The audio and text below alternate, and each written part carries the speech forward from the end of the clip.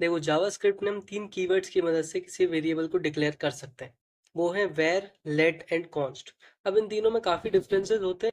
उनमें से एक है वेरिएबल स्कोप। वेरिएबल स्कोप का मतलब होता है कि हम उस वेरिएबल को पूरे कोड में कहाँ कहाँ एक्सेस कर सकते हैं या फिर कहें रेफर कर सकते हैं। तो जैसे अगर कोई वेरिएबल ग्लोबल स्कोप्ड है तो यानी उस कोड में वो कहीं पे भी एक्सेस किया जा सकता है।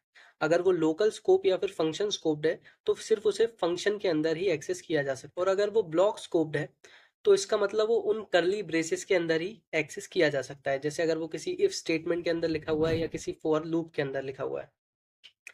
अब जैसे इस एग्जांपल में हमने एक इफ स्टेटमेंट के अंदर वेर कीवर्ड का इस्तेमाल करके एक वेरिएबल बनाया है। अब क्योंकि वेर कभी ब्लॉक स्कोप्ड नहीं होता, इसलिए अब उस कर्ली ब्रेसेस के बाद भी हम उस वेरिएबल को एक्सेस कर पा रहे हैं और हमें कोई एरर नहीं आ रहा। लेकिन यहीं अगर वेर की जगह हमने कॉन्स्ट या लेट की मदद से उसे डिफाइन किया होता, जैसे कि इस एग्जांपल में, तो हम उसे उस स्कोप के बाहर यानी उस कर्ली ब्रेसेस के बाहर एक्सेस नहीं कर पाते। जैसा कि आप देख रहे हैं कि हमें रेफरेंस एरर आ रहा है।